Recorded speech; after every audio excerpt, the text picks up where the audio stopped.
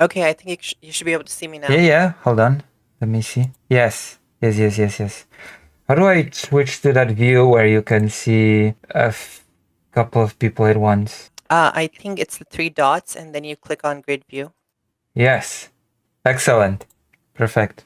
See, we have solved Discord. We have, yes, we figured it out. Yes. Okay, should we start? Yeah, of course. I'm already live. I've been in a panel. Me too. I've been on a panel that was very chaotic. Okay, do you want to tell us about that panel? Oh, What you guys were talking about? It was about the killing of Charlie Kirk and who incites political violence. And the reason why it was confused because the topic of political violence was just all mashed together, and I feel like we should have focused on the topic of political assassination because I'm not categorically against political violence as a thing, if that makes sense. Yeah, that's fair. And I gave the example of the Polish solidarity movement during the 70s and 80s, that movement has not always been non-violent, but nevertheless, I will not condemn it as bad because that violence was justified in my view. That's fair. Yeah. So before we start talking about politics, do you want to maybe just introduce yourself and your stream, for to my community? Sorry? Before we start talking about politics, would you like to maybe introduce yourself and your community, or sorry, your stream, just for the sake of my viewers who might not be familiar with you? Yeah, of course. My name is Lucy Haze. I'm the biggest Polish trans content creator, political. I do history, politics, I cover the news a lot. I do gaming. Sometimes I do languages. I mostly cover the war in Ukraine. I travel to Ukraine a lot to do reporting on the situation of the children in the war, how they experience the war, with a focus on the kidnapped children by the Russian Federation for the purpose of Russification. And my article is about to be printed in a magazine called The New Eastern Europe. And that's basically it. I would consider myself a leftist. Okay, that's awesome. I totally forgot to ask my chat if they can hear us okay. Chat, can you hear us both okay? I think they should be able to, but just confirming. Okay, we hear you. Yeah, sounds good. Awesome. Great. Yes. Well, just for, your chat. Yes. My name's Alexandria. I'm also known as Ali for short. I run a broadcast here on Twitch called the Alexandria Star Broadcast, where I inform, educate, and entertain people. I mostly talk about politics, but sometimes I will talk about a little bit about pop culture, about fashion, maybe about science. I also sometimes do movie nights. I do a little bit of gaming sometimes. But for the most part, I do politics, and I focus on American and Canadian politics for the most part. But I will also talk about other things. I talk about imperialism in other places, colonialism in other places. For example, I'll often talk about, the place where I am from, which is Kashmir. Kashmir is, it's a place that's illegally occupied by India, China, and Pakistan. Right. So I'll sometimes talk about that. Sometimes I talk about, other Asian politics. I'll of course talk about the genocide that's going on in Palestine. Right, in Gaza, yeah. So yeah, just I guess that's my stream. It's just a little bit of everything, and I have a very sweet, very entertaining community who keep me company while I talk about these things. Alrighty. I guess there are like a couple of topics that we can talk about.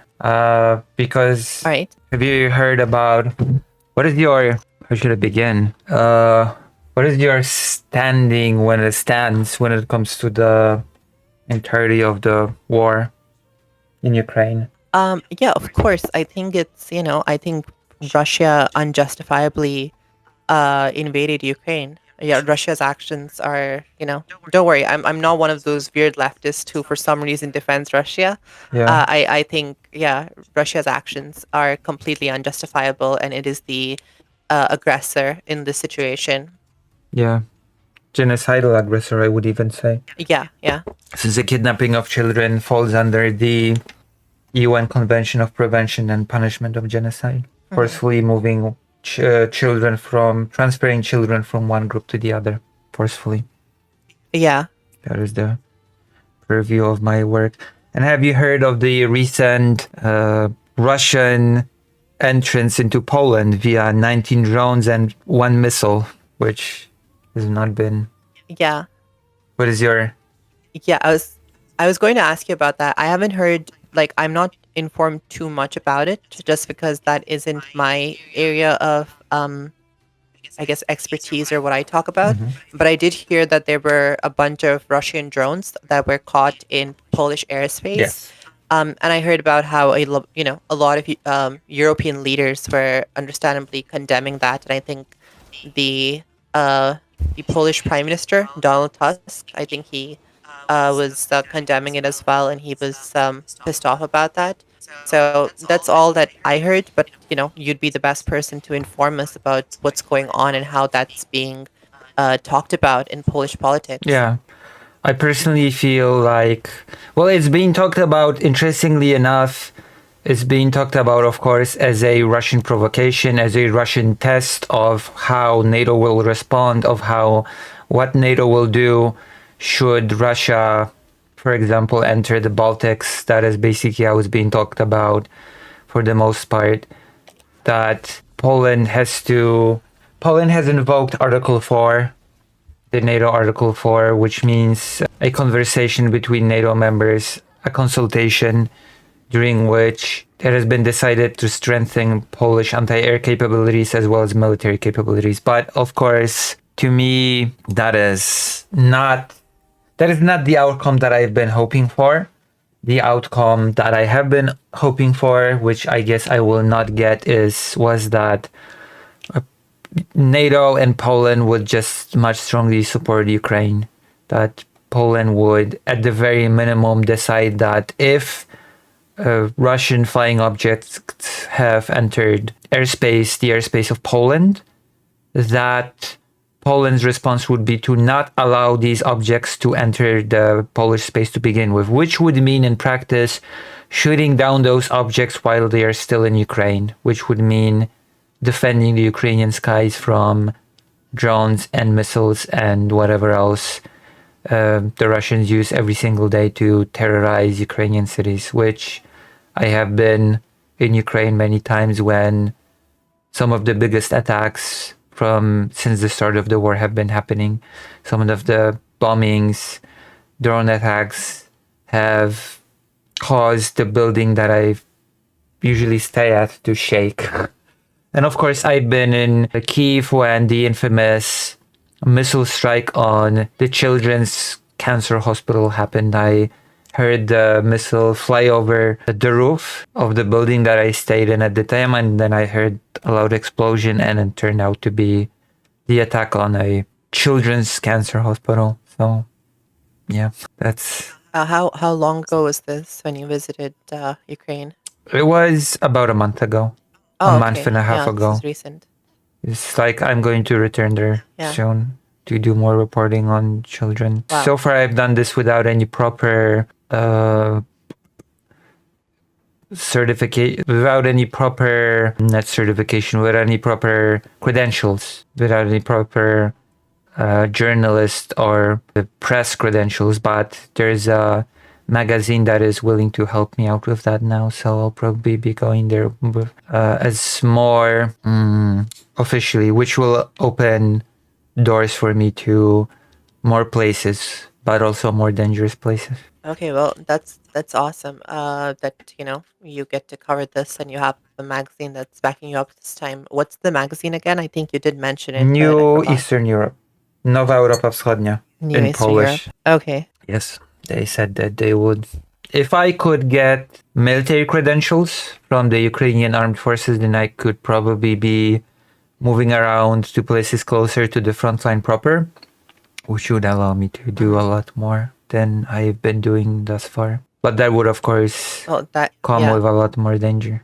Yeah, understandably. But well, that's awesome though. That is important journalism that you'd be doing. And who knows, maybe we'll call you when you're on the front lines. But get some updates from you on what's going on. But yeah, anything else that you'd like to share about how, this is being talked about in Poland right now? Like, has the atmosphere of support for Ukraine sort of decreased in the last couple of years in Europe and especially in In Europe, Poland, in it your opinion? has. In Poland, there's a rising anti-immigration sentiment, which is very unfortunate. There is a Mm-hmm. lot of bigotry and racism happening, and this also has extended to Ukrainian people living in Poland. I have heard a lot of sentiment Yeah, of Ukrainian people are just leeching the usual arguments that you can hear about immigrants, that they're leeching on the system, that they are just here to destroy everything. It has been stoked by a far right party that functions in Poland. Thank God it's a marginal party, but unfortunately it has gained some more traction as of recent, and its messaging has gained more traction. Of course, the argument of leeching on the system is completely incorrect.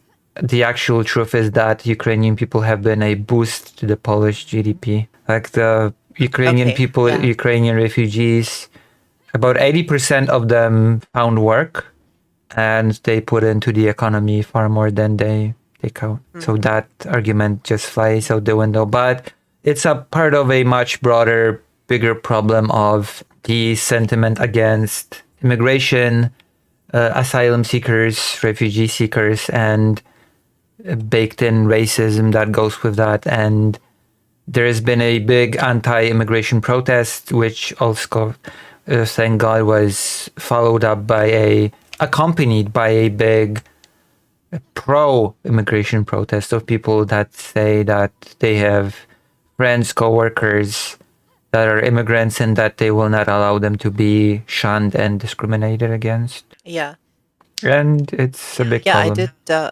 Sorry, go on. Oh, sorry, because it also ties into.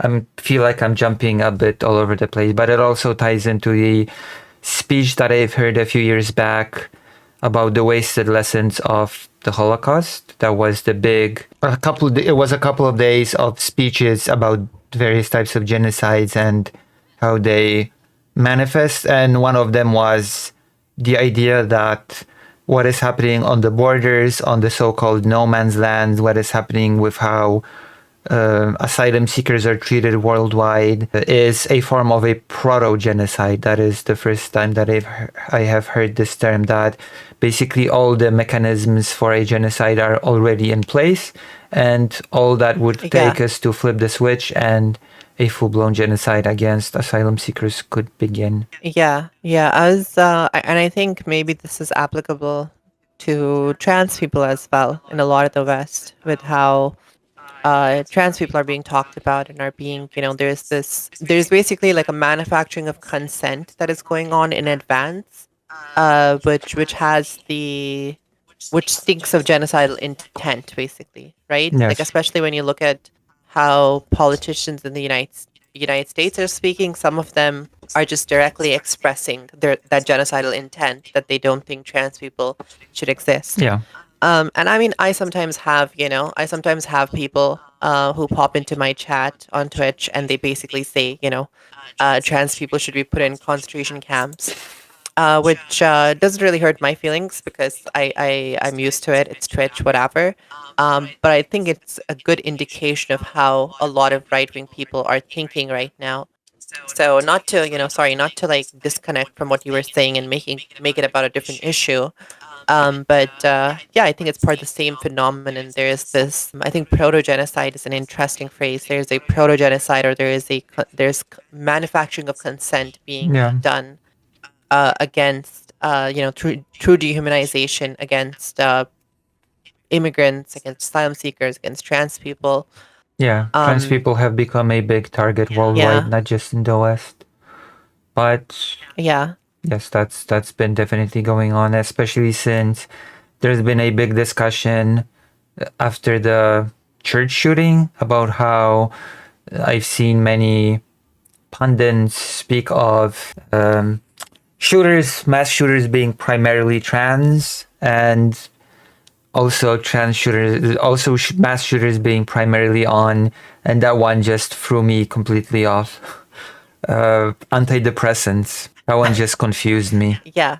That antidepressants. That one I didn't hear of, actually. I've heard of that one. Yeah. Unfortunately, I've heard of far lunatic right-wing pundits saying that antidepressants cause people to become mass shooters, which just Yeah. why? And No, I was telling my chat earlier today. I was like, it seems like anything happens to anyone, it's like trans people's fault, right? yeah, Like somebody has a bad day, somebody slips on a banana in Argentina, it's trans people's fault. yeah, Somebody burns their pizza in Italy, it's trans people's fault. Like Yeah. anything happens anywhere, it's my fault. I'm sorry. I apologize for all the bad things happening I've everywhere. started joking about the fact that any type of political discussion inevitably leads to trans people being mentioned. Even Putin at some point said that trans people, the ideology is partially the reason why he invaded Ukraine, and that J.K. Rowling is being persecuted for her beliefs. So Yeah. I'm surprised that Israel has not invoked trans people as the reason for needing to fight Hamas. I mean, they kind of have. I think they kind of have in a different direction. Like a lot of Zionists say that, like they claim that when you try to defend like Palestinians, they say, "Oh, you're gay and you're defending Palestinians." Do you know how they would treat gay people or trans people in Palestine? Like I've seen a lot of Zionists do that. I've heard a great counter argument to that by content you're creators. muted. I'm muted? Wait, I am muted? No. Hello? Hello? Can you hear me? Yeah, I can hear you now. Okay. Yes. I heard a pretty good retort of this argument by content creators that I like, that you cannot really fight for, like, while it is true that LGBT rights are not the best in these areas, you will not really be able to achieve any sort of emancipation or LGBT rights if all the LGBT people are dead. Yeah, exactly, right? Like right now, the people, right now, queer people in Palestine, their biggest problem isn't, queer phobia by Palestinians. It's Israeli bombs. They're being killed by Israeli bombs, right? Because the bombs will not exactly avoid LGBT people. Yeah, exactly. So that's retort to this. Like, if you want to fight for LGBT rights, it has to be in a stable environment, and for that stable environment to happen, you cannot have an ongoing genocide. Yeah, absolutely. Someone in my chat was saying proto-genocide is so important to understand. It takes decades to manufacture consent. Yeah, that's true. I had not heard of this particular phrase before, proto-genocide, but I am aware, of course, of like the 10 steps of genocide, right? And how it takes decades of dehumanization and manufacturing consent and going from one step to another before before it turns into what we consider a full-fledged genocide. So yeah, that's something I'm aware of, but I hadn't heard of this phrase before. But it is interesting for sure. Yes, you could say that Yeah. Sorry, go on. No, I was just reading something from chat. Oh, sorry. Yeah. Read the chat. Give the, Yeah. Somebody was saying having a shitty policy to LGBTQ folks doesn't justify mass murder. If it did, you would have to nuke Texas. Exactly. Well, it's a little bit different because there is and I'm being a bit pedantic here, but there's a difference between mass murder and genocide, because mass murder does not necessarily have this component of wanting to destroy the group, to targeting the group. You're just mass murdering a bunch of people, but you're not necessarily targeting a specific group with that, if that makes sense. You do not target a group for destruction. And you could say that genocide is a little bit of a topic of mine. I even joked for a bit that I am a genocide channel. There is this Polish war journalist, for that matter. He interviewed people that committed the Rwanda genocide. And he talks how genocide is a bastard child of the Enlightenment. Have you ever heard that? I have not actually. Tell me Because more, the please. perpetrators of genocide, and that includes the Nazis as well, believe that there's a better world to be made, that they believe in this better world that they want to enact, and they see the group that they target for destruction as an obstacle to that better world that they want to create. They see themselves as moral agents, then they don't see the thing that they do as bad. They can see, and they don't necessarily even find pleasure in doing it. They see it as a duty, as a moral duty necessary to do in order to enact the better world that they want to see.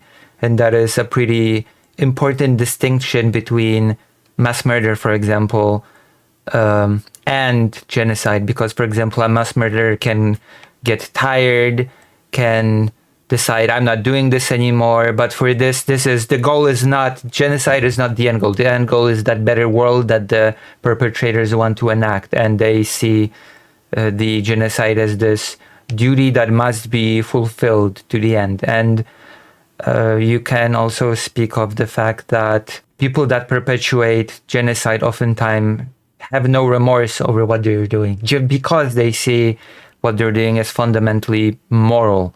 And murderers, for example, can show remorse, and their conscience will haunt them because they've done something morally wrong. But these are some of the big difference. The perpetrators of genocide see themselves as moral agents. Even in Nazi Germany, it's been treated like this in law, actually.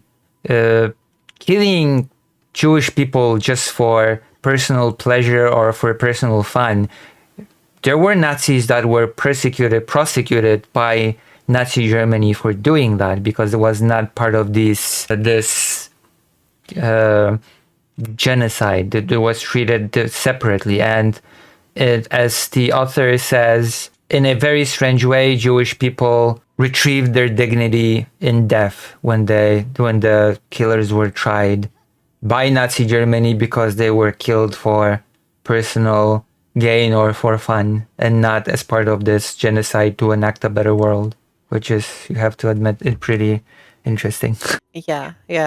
Yeah, that's an interesting aspect of genocide to think about, I guess. Yes, and you can also see this in the rhetoric of Israel when talking about what is happening with Gaza. We're trying to create a safe world for Israel. You see, that is basically the rhetoric. Yeah, absolutely.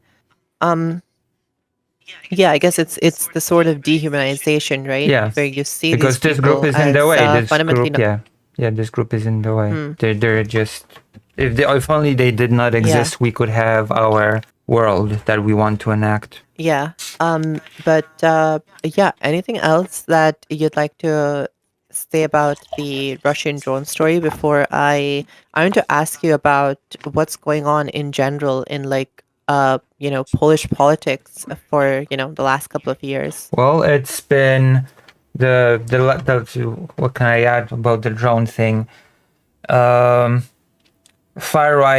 Certain far right politicians have been claiming that it was a false flag by Ukraine, which is a parodying the Russian talking point about the matter, which of course is absurd. The more prevalent view is that it was a test by Russia of a NATO response. 3 of the 19 drones have been shot down.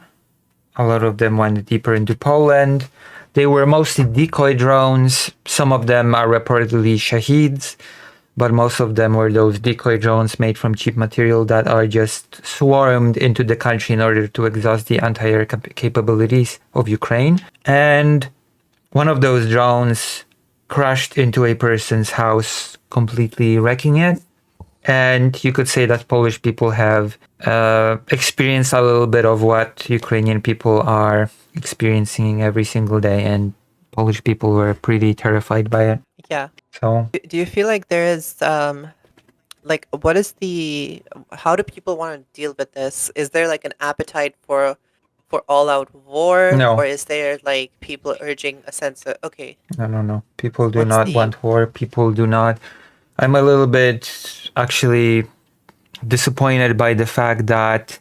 Oh, yeah, and also Romania. We can now add Romania to the list. I have not read extensively about Romania, but there have apparently also been incursions into Romania, drone, as well okay, as Poland. yeah, So we can talk about that as well. And what is disappointing to me is that there should be a stronger response from Poland. There should be stronger support for Ukraine in response. There should be protection of the Ukrainian sky. I'm not even going to mention stuff like sending Polish troops to Ukraine because that will definitely never happen. Discussions of sending Polish troops to Ukraine is a pretty old discussion. It has not started with the full scale invasion. It has started actually in 2014 when certain Polish politicians were openly floating the idea that maybe Poland should be sending troops to support Ukrainian forces in the Donbass, but that never materialized, and it will especially not materialize now. So the only thing that seems yeah, to be happening right now that countries have pledged support for Poland. We will send you more anti-air. We will send you more stuff. And it does not seem to materialize into a more support to the country that actually needs it a lot more than Poland right now, which is Ukraine. I see.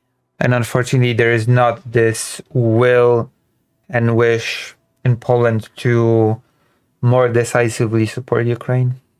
In fact, there is more division Yeah, because a pretty anti-Ukrainian person became president of Poland right now. And he has vetoed a pretty substantial bill that was for supporting Ukrainian people. So, Donald Tusk guy.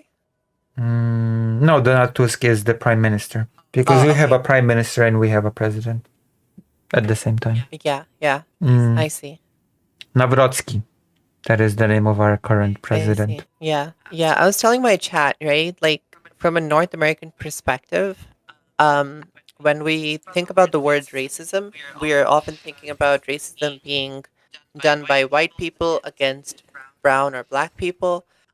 I was talking about how interesting it is to look from North America towards Europe, where you have white people being racist towards other white people, right? Like when I heard about the fact that a lot of Slavic people, especially like Ukrainians these days, and some Russians too, when I hear that they face racism in places like France and Germany and Poland, it's very interesting. It's very interesting to look at that this thing even exists.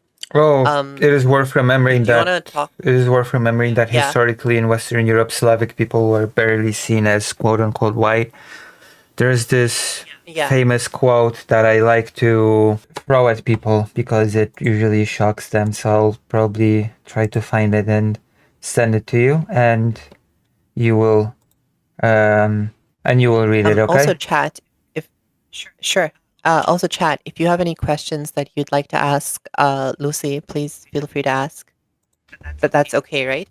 Yeah, of Taking questions course. from my I chat. will take on any questions on all the questions. This is from the era of the Polish-Lithuanian Commonwealth. So I think it's about the 17th century. This is a quote from the 17th century of a French traveler, I believe. And I think this quote is very illuminating. I always like to give this people to read. So if you could read it out loud. Sure. Hold on. Discord, right? Yeah. Okay. The quote is Cox is even tempted to give a more in-depth analysis. The facial features, customs, dress, figure, and general appearance of the Poles resemble Asiatics rather than Europeans, and there is no doubt that they had Tartar ancestors. As late as the 5th century, some peoples, falling under the general name of Scythians, had the custom of wearing their hair shaving in the same way. Leaving aside here the author's erroneous considerations about the ethnic origins of the Poles, there is no doubt that he associated their appearance with Eastern culture. For Western Europeans, this Sarmatian nobleman was simply different, usually inferior, because he was identified with the barbaric Orient, which, though fascinating, seemed wild. Yes. So basically, that is, Eastern Europeans historically have been barely seen as white, quote unquote, as you can see, because this Yeah. depiction of Polish people applies to basically most Slavic people, Ukrainian people, etc. All right. Well, anything. So it What's? Sorry, go on. also does. It is very disappointing to see this anti-immigration sentiment in Poland. I am glad that there is some pushback against it, though, and it's just very sad to see the people that look different, that maybe speak slightly different, are treated as, I'm a little bit more extreme when it comes to the topic. I'm not a fan of nation states to begin with. I'm not a fan of their existence. And since they exist, we exist in the paradigm of nation states. I don't have a very strict and rigid, I don't, what's the word? What's the English word? I don't approach the topic of nationality rigidly and that you need to be of certain ethnicity, that you need to be historically tied to a region. If a person comes to Poland, they say, oh, I want to live here and get a job and live here and just, exist here, then and stay here, then from my perspective, they become basically Polish, if that makes sense. Yeah. No, absolutely. My two best friends are Vietnamese. They've been living in Poland since forever. I've known them for more than 20 years. One of them, they're siblings. The younger sibling, she has been living in Poland since she was 2 years old. And you cannot convince me that she is not Polish, I don't even Yeah. see her as a quote unquote foreigner. But she would be seen as a foreigner because she's Vietnamese, you know? And that is Yeah. very disappointing. And it's also very disappointing to see this sentiment in the United States of anti-immigration, and that is a thing that is, of Yeah. course, done across the board, universally, globally. That is not it's not exclusively a United States problem, framing immigration as an invasion, whatever that means. But it is very sad and disappointing to see people cheering for people being not able to come to the country, from asylum seekers being blocked, families being locked in camps, and families being separated, people being deported. The topic of the so-called dreamers, it's all a mess. Yeah. Yeah. Absolutely. And my analysis from a socialist point of view is that when the material conditions, when the living conditions of people deteriorate under capitalism because of endless profit seeking, the ruling class needs scapegoats, right? Because the ruling class doesn't want us to realize that it is their endless profit seeking that is the cause of our deteriorating living conditions and material conditions. And so they look for scapegoats, right? And those scapegoats end up being women and queer people and racial minorities, religious minorities, immigrants, right? Immigrants have always been the one of the primary scapegoats for fascists, because fascists ultimately, like my analysis of fascists, or fascism, is that fascism is capitalism in decline. When capitalism reaches that point where the working class's material conditions start to deteriorate a bit too much, fascism is a response from the ruling class to whip the ruling class back into submission, and also to distract them from the cause of the issues by turning them against each other, especially against immigrants and these other marginalized groups that I mentioned. Vampire Hunter, thank you for the follow. Yeah. Yeah. Also, somebody in my chat said you don't even have to go that far back, German EU representative, former representative Florence Guab said, "We should not forget, even if Russians look European, they are not European in a cultural sense. They think differently about violence or death." It's a bit more complicated than that because there's this Um, whole can you? narrative about how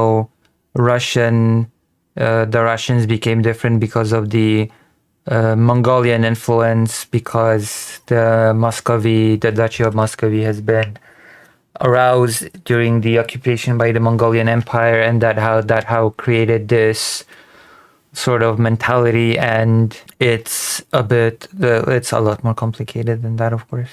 Yeah, but I guess what Jimmy Bean is probably referring to is the same sort of, I guess, dehumanization of Slavs, right? And basically the framing that they're not European, they're not white in the same way. And I guess because of the political environment right now, because of Russia's unjustifiable invasion, I guess there is a permission structure for that sort of Well, rhetoric against. there's something to be Sorry. said about the nurtured political climate that has been fostered in Russia through the generations. There is a topic to be had there, but it is not Mm-hmm. exactly divorced from Europe as a Yeah. culture. It's just that, for example, Germany, for many, many years in Europe, the country that has been the most militaristic, it has not been considered Russia necessarily. It has been Prussia. Prussia has been the country that has been considered the most militaristic, the most aggressive, and later, Mm-hmm. after the unification of Germany before World War One, it has become Germany.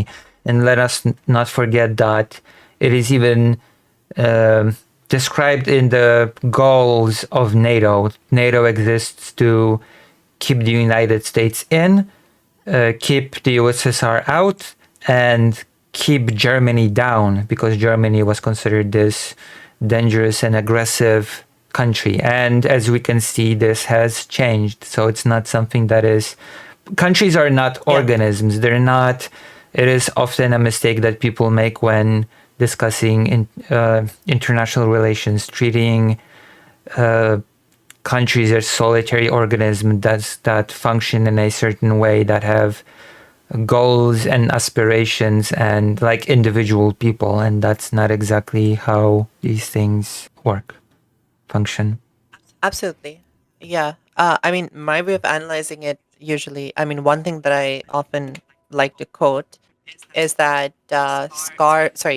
borders are a scar on the earth, right? Borders are a scar on the planet. And I think the way that countries often exist is simply as units of management for the ruling class, because it is ultimately the political and economic elite that benefit the most from the division between like people of different countries, right? Like when you look at, for example, India and Pakistan, the average Indian working class person has more in common with an average working class Pakistani person than people of either of these countries have with their own elite, with their own ruling class. And I think the same is true for most places. Um, so that's at least the way that I look at nations, or as countries as something that's unnecessary and unnecessary. Yeah, just like division between people. Would you? I mean, I think that's a general leftist, probably point of view, right? Yeah, although I think that these things have to happen from below and not from above, and that Hmm. until people want to organize into countries, they should be able to. If that makes sense. It's just like things like socialism Yeah. cannot be enacted from the top down.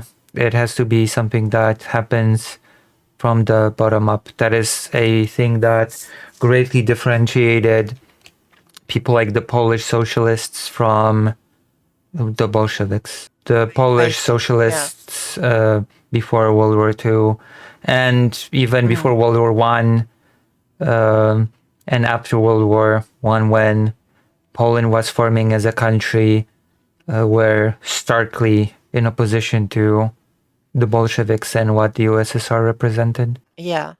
That's interesting.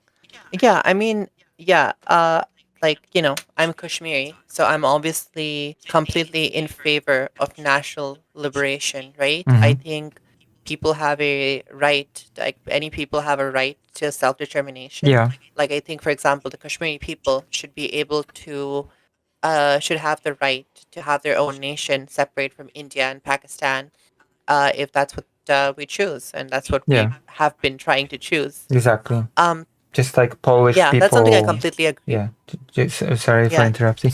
that's all right. Go on. Oh, Sorry. just like Polish people had the right to be free of the Prussian, Austrian, and Russian occupation after the partitions of the Polish-Lithuanian Commonwealth. Ukrainian people had the right to be free from the Russians and the Austrians, and so on and so forth. Yeah, absolutely. Yeah. What I was saying earlier was just in reference to, I guess, an ideal world like post-capitalism or whatever. Of course, we are still not there yet. That's something that I guess would be more appropriate to think of eventually.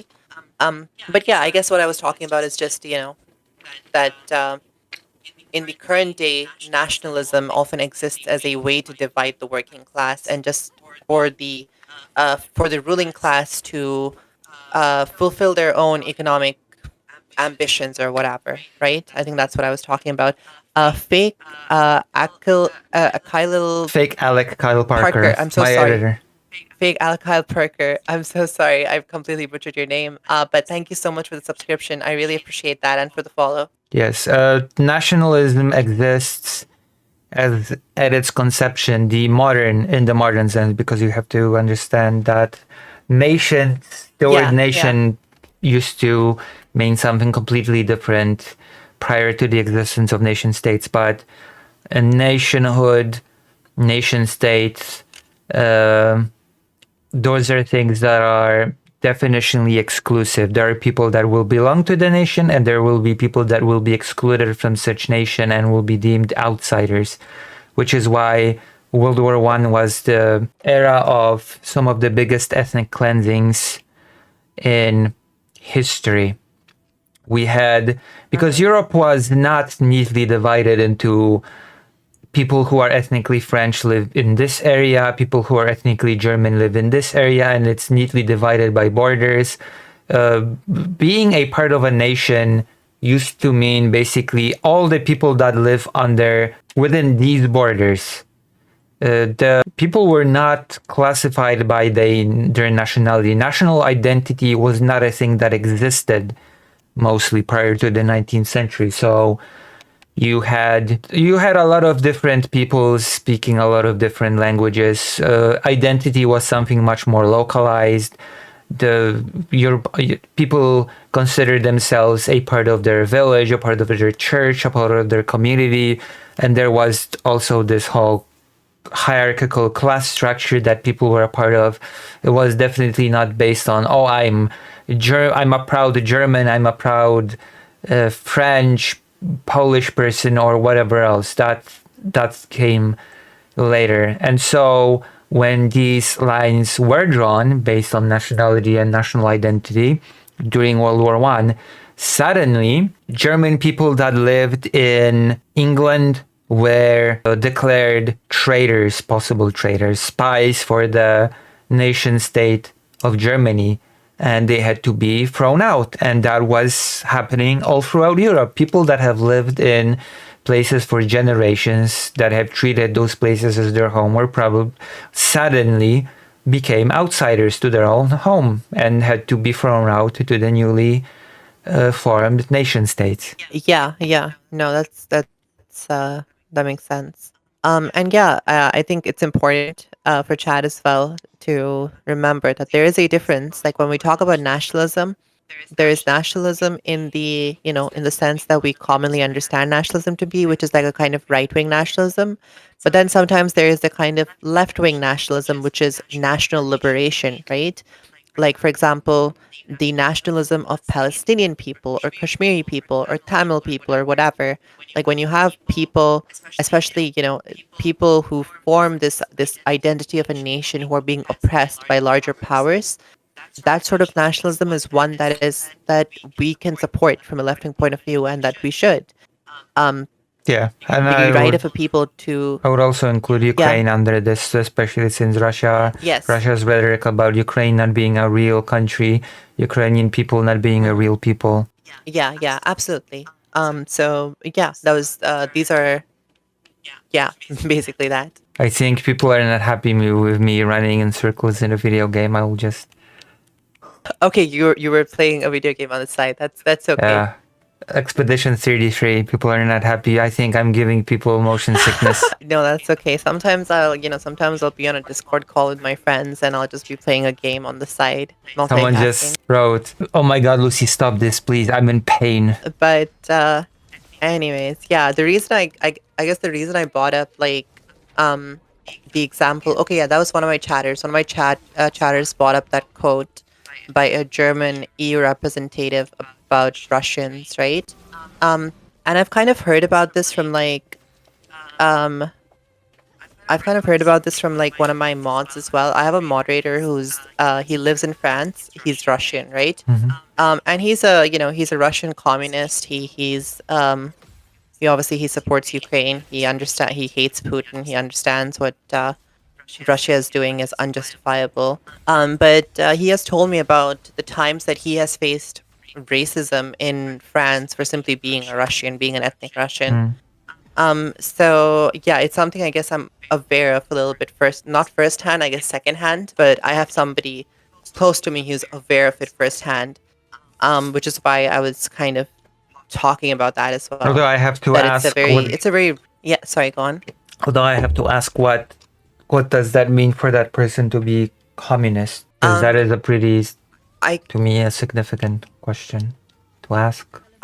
He and I have pretty identical opinions, so I guess, you could be asking me the same thing. To me, the definition of communism is, a classless, stateless, moneyless society.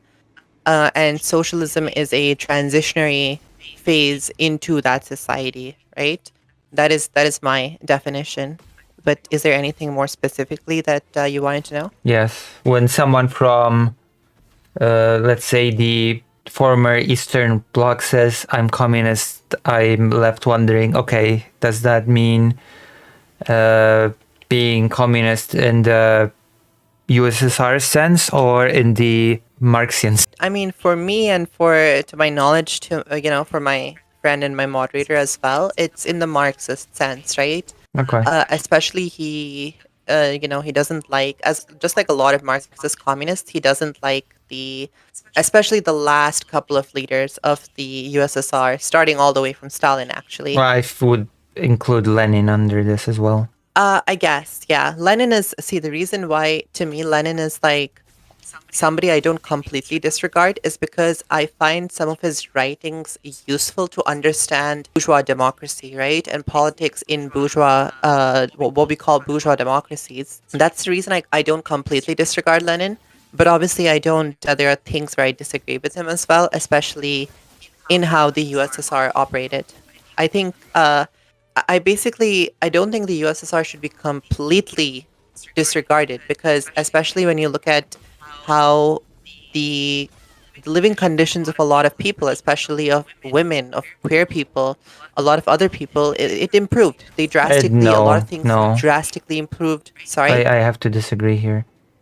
Even if at the beginning queer people were given rights, they were swiftly later taken away. Yeah.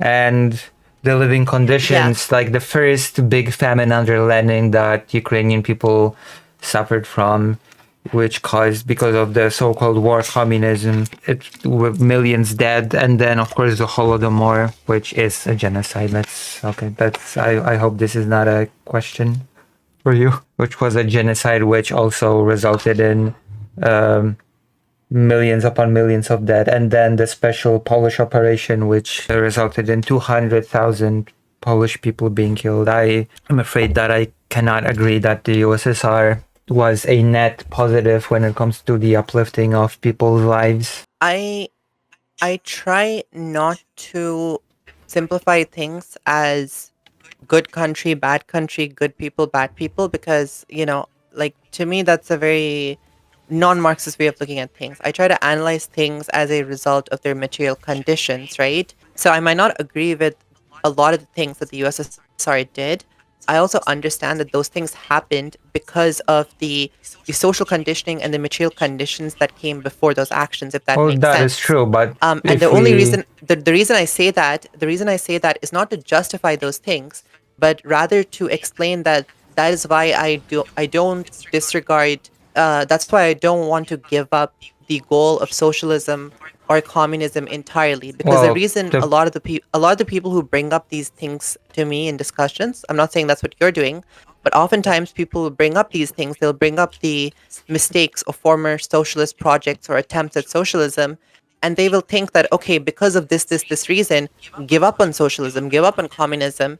And yeah, the reason I bring up this context is to say that yes, a lot of mistakes were made because of the social conditioning and the material conditions of those time, but I still think socialism and communism are good goals. I think those are still good goals for society to work towards, even if we fucked up at reaching those goals many times before.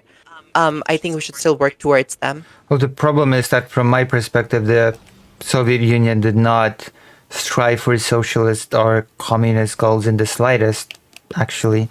And I'm not Hmm. sure if I would strongly object of calling it mistakes. Like mistakes were made because of the material conditions, because you do not mistake yourself into a genocide. Like if we go too far into this line of thinking, then we can end up with Nazi Germany apologia, because Nazi Germany was also a product of its material conditions of what happened before Yeah, Nazi Germany came about, and we cannot absolutely. call the Holocaust a mistake that happened because of the material conditions within Nazi Germany. When I say mistake, I just mean things that I don't agree with. I don't mean that like, okay, like oopsie, they made an oopsie. That's not what I meant. I just meant like this is something that happened, or this is something what they did that I don't agree with.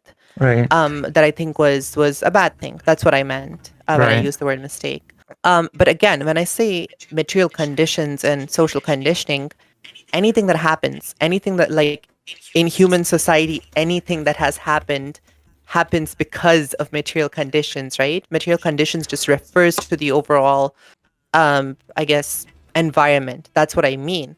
Like if for example, in the current society, there are people who are transphobic or they are racist. It is true to say that they are racist because of their social conditioning and their material conditions, or they're transphobic because of those things. That's not a justification, that's not an excuse, but it is an explanation of how those things happened, right? So that's the reason I brought up that Right. But explanation. But yeah, I would not characterize it as mistakes, okay, that's valid. Yeah, because they were but very, yeah. yeah. Anyways, I think we I got sidetracked a little Yes, bit. yes. The reason I brought up that he's a communist is just to say that he does not like he's not a Putinist. He's not a right-wing Russian. So he's a reliable source of information for me, and yeah, he gave me a little bit of I guess an insight into the racism that he has faced firsthand as a Russian in France, and he knows Ukrainians as well and the racism that they have faced. So yeah, that's the reason I brought up that, and that's the reason why I was like interested in that particular discussion. Yes, yes. But yes, I would say that the Soviet Union did not really pursue socialist goals. I'm more of a That's Polish fair. No, that socialist. I'm more yeah, of a Polish socialist tradition.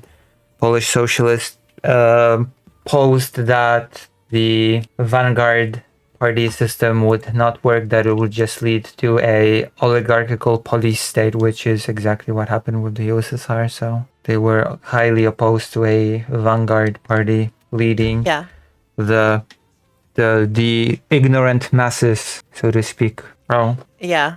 I mean, definitely in my experience, most communists that I have talked to, They don't think that the USSR was pursuing socialism. The disagreement is usually about when that stopped. There are some who feel that Oh, when Stalin came in, from that was when my it stopped. There are some who feel that it was during Lenin itself that things were not going the way that they should have gone, where they were not following the right path or whatever. So yeah, I would say even among communists, there is like I don't think there is any communist or most communists that I have talked to would not consider the USSR overall to have been following the path of socialism, right? Now that being said, we should of course we should obviously acknowledge the truth. One truth is that compared to what existed before, compared to Tsarist Russia, the living conditions of people improved a lot under the USSR. That's not to disregard anything bad that the USSR did. We should still criticize those things and condemn those things. But that's just a fact that the living conditions of people under the USSR improved a lot from when they were in Tsarist Russia.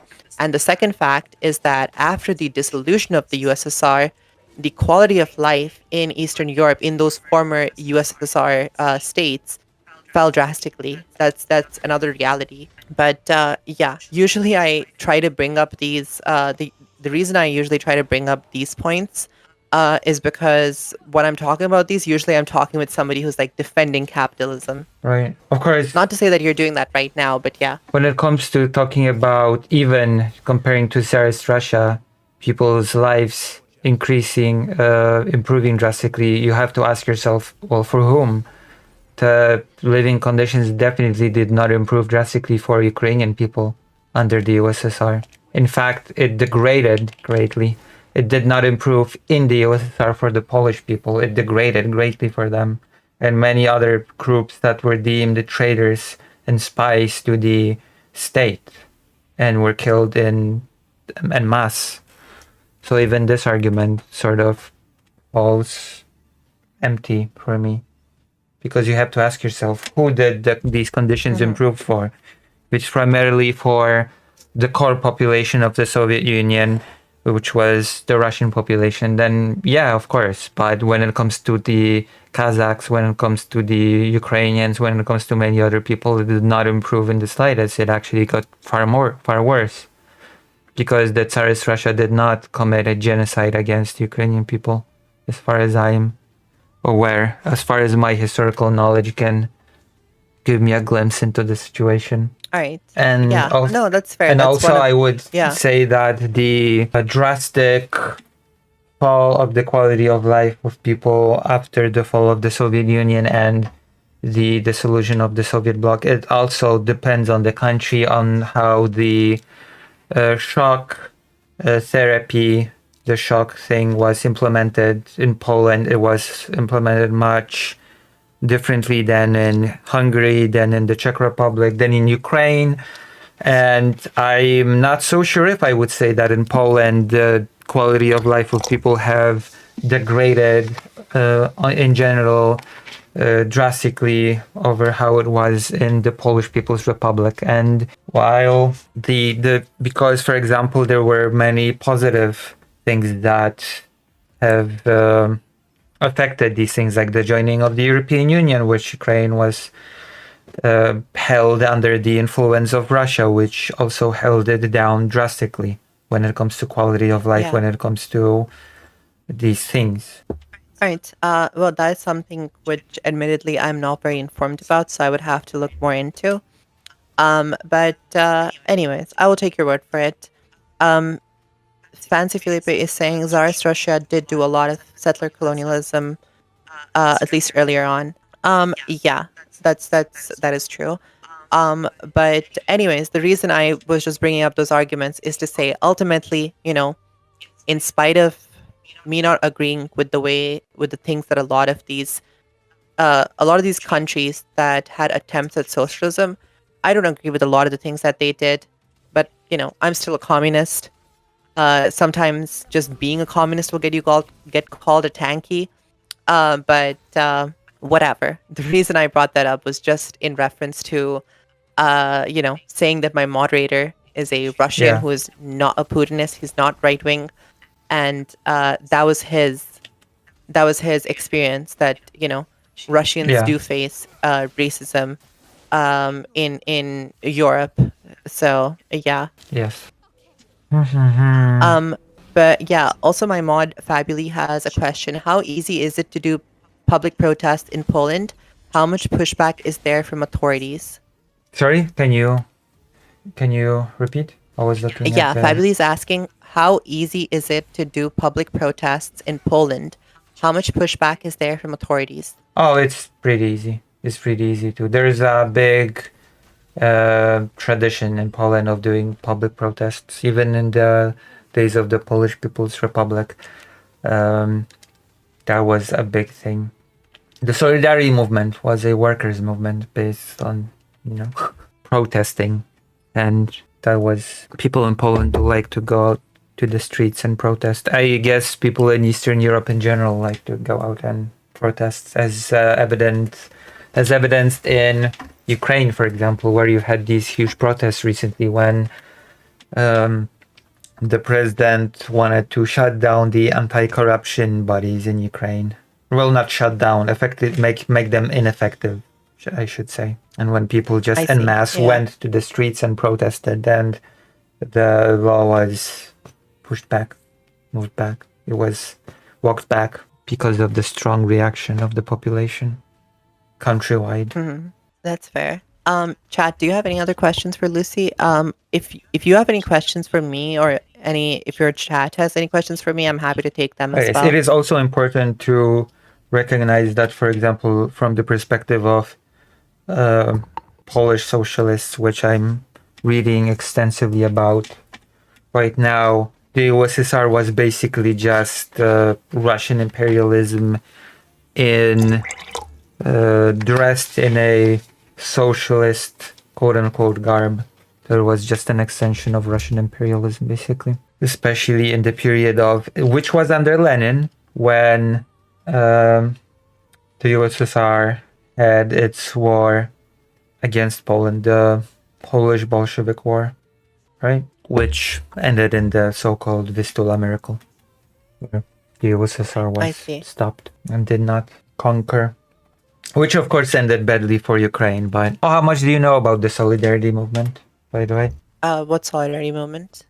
In Poland, in the 70s and 80s, that ended in the overthrowing of the government, which is considered one of the first, if not the first, things that led to the fall of the domino that was the break off of the satellite states. I don't know too much about it, but we can talk about it another time if you want to. Okay. That is a pretty big part of the Polish history, as you can probably yes. My father was in that movement. My father was in the Solidarity movement. He was arrested in 1981 when martial law was enacted, and then he went into politics, which is very interesting because he fought against the communist quote-unquote government when he was part of the Solidarity movement, but he went into politics as a socialist.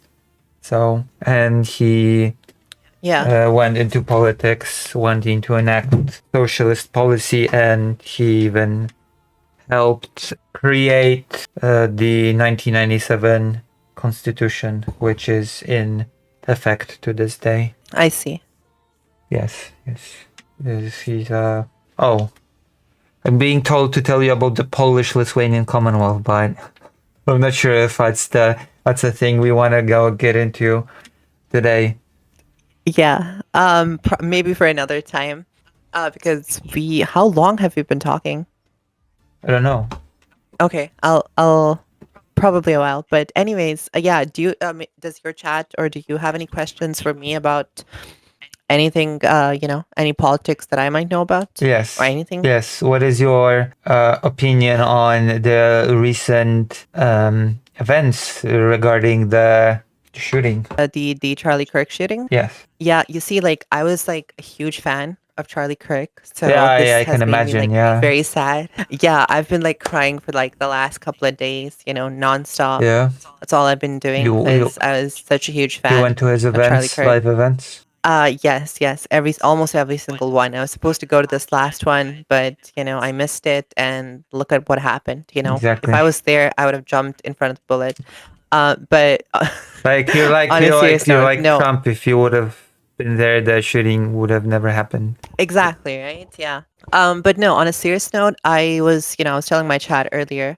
I don't support. Obviously, I don't support this sort of a shooting. I don't think that there is a point to it, right? Hmm. Just from just from my communist point of view or whatever, I don't support I don't think there's any point to a decentralized act of violence targeting an individual, because I think for any socialist or communist, the goal is to change the entire system. SSTS, thank you for the follow. So I think the goal is to change the entire system, right? It's to get rid of the capitalist system and to replace it with a much better system where the workers are in control.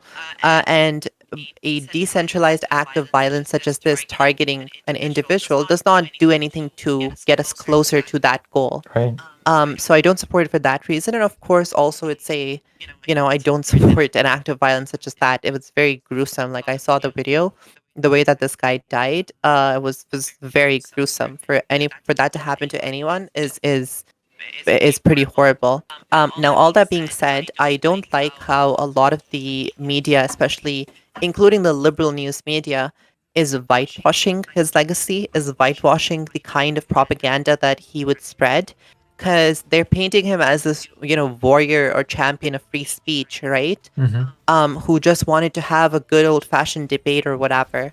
And that's not true, because this guy went around the country, he went to universities, normalizing far right rhetoric, right? He Yeah. used to call, like, dehumanizing rhetoric against immigrants, people that he disagreed with. Like, when a brown person said something he disagreed with, he would say, like, deport this person, send them back to where they came from. Yeah. I think it's So how is comical this guy that he's being framed as a centrist by anybody. I find this a comical yeah. notion. Like when some of his famous quotes would include that. Oh my God, I have it actually over here. The Yeah, quote. like, it's insane to say that this guy was like a champion of free speech when he was celebrating, people being arrested for supporting Palestine, right? For Yeah. being against Like genocide. where's this? Where's your free speech? Hold on, I have it. I have this quote. I can't stand the word empathy. Actually, I think empathy is a made-up new age term that does a lot of damage. Like, okay, like this person entered comically evil levels of quote, from my Yeah. perspective. Like trans people should be out, immigrants should be out, people of color. He had some very wild quotes about black people.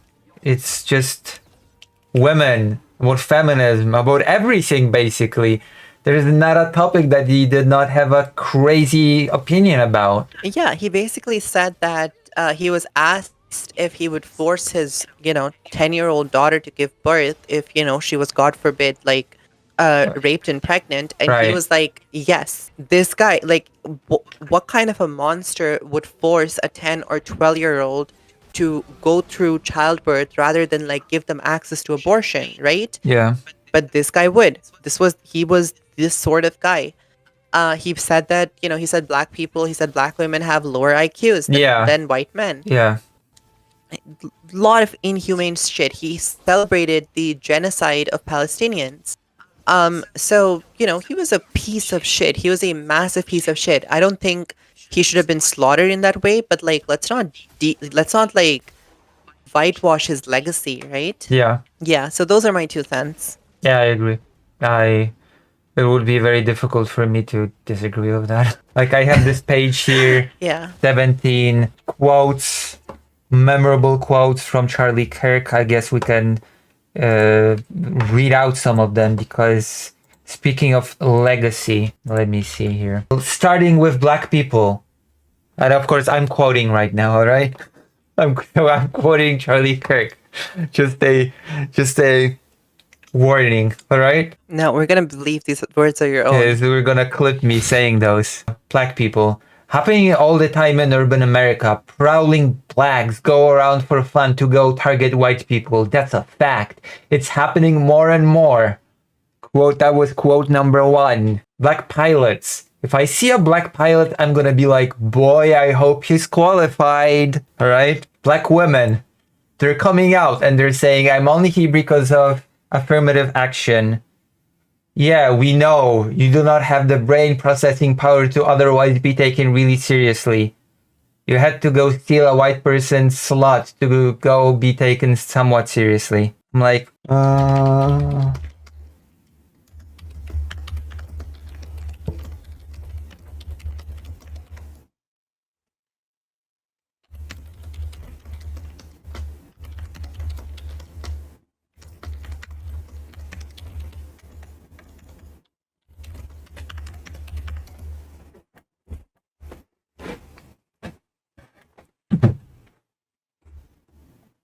What are the games that you're usually playing on stream? Expedition 30. I play all sorts of games, actually. All right, yeah. Lucy. Oh my god. Yeah.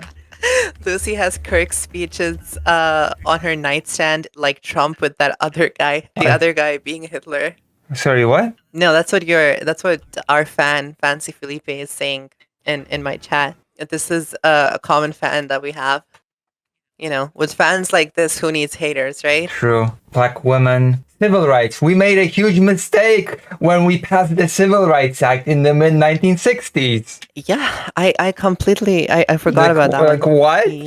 Like this is entering like comic book villain territory. Yep, I finished the original exactly. Final Fantasy VII on stream actually. Oh, that's awesome. Yeah. Yeah. Do you play Apex? Oh no. Okay. All right.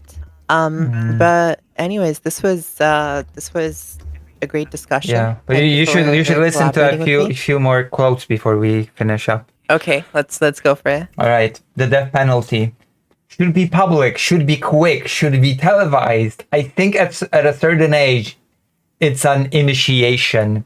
At what age should you start to see public executions? Like, this is psychotic. This is psychotic language, unironically. What kind of a psycho would say that? We should just start showing our kids public executions at a certain age as an initiation. Democrats. The Democrat Party supports everything that God hates. The non-existent entity. I'm not sure about your religious beliefs, but I'm a pretty staunch atheist. Are you religious? Me? No. Okay. Empathy. I already gave you the quote. You? No, I'm not. I'm a pretty big atheist. I'm not religious. I'm not against. I'm not anti-religion or anything like that. But I'm just not really religious myself. Yeah, same. Feminism. Reject feminism. Submit to your husband. Taylor, you're not in charge. Gay people. You might want to crack open the Bible of yours. In a lesser referenced part of the same part of scripture is Leviticus 18, is that thou shalt lay with another man shall be stoned to death. Just saying. So Miss Rachel, you quote Leviticus 19. The chapter before affirms God's perfect law when it comes to sexual matters. It's like great replacement theory, guns, Jews, Martin Luther King Jr., Muslims, Palestine. I don't think the place exists. Transgender people. You're an abomination to God. You know? You think I've made my case? Yeah. Like, I'm not gonna mourn the death of Charlie Kirk. Yeah. I'm not gonna do a crab dance either, but I'm not gonna mourn. Yeah, totally valid. That's like what I said, right? That considering all the shit that he has said, I don't think anyone should be expected to mourn him. Yeah. Like, I'm not gonna celebrate his killing. Yeah. But I don't think there should be an expectation to mourn it. Yeah. He was a character. Yeah. Yeah. All right. That has been a delight. I hope to talk to you again. And Yeah, this is fun. Thank you so much again for coming on. Thank you. All right, chat. You can follow I'm so sorry. How do you pronounce your last name again? Because I thought it's pronounced Haze, Oh, but it's Haze. it's Haze, but you know what? It's whatever. Haze. It's like a choose your own adventure type of thing. If you want to read it as Haze, you can read it as Haze, and if you want to choose Haze, you can. Whatever sounds nicer to your ear is the correct pronunciation. That is the thing that I have arrived at with this. Okay, well, chat. You can follow Lucy on YouTube. They stream on YouTube, not on Twitch. Why do you not stream on Twitch? I do. May I ask? I do. Just prefer YouTube? No, Oh, you I do? do. I multi-stream. Oh, I okay. dual Okay, stream. So awesome. if I could build an audience on Twitch, then that would be amazing because usually I dual stream, Yeah. but I usually have 0 viewers on Twitch, and I ask myself, okay, why do I even dual stream if nobody's on watching me on Twitch? You know, I have Yeah. no clue how to grow an audience on Twitch. I have no clue how to. I guess through things like this, where I talk to other Twitch creators and hopefully steal your viewers. That does seem to be the way. Right now, it looks like there's this other creator on Twitch, Animated Sarah. It seems like she and I basically share a 50% audience. Like, I'm not even kidding. That's what Twitch Analytics tells me. She and I just have like 50% of our audience is like the same people. That makes sense. Yeah. But anyways, yeah, this was great. Thank you so much again. Thank you. My mods have put down your Twitch link, your Twitch channel Thank you. in chat. Chat, please go follow Lucy, Yeah. or I will be hiding in your closet waiting. Yeah. Or I Right. also have a nice doggy called Fido, a long-haired German Shepherd. He's asleep, so I cannot show him on camera, Okay. Oh no. Okay. but maybe next time we'll showcase Alright. him. All right. Hopefully next time. All right. Take care then. Yeah. Bye bye.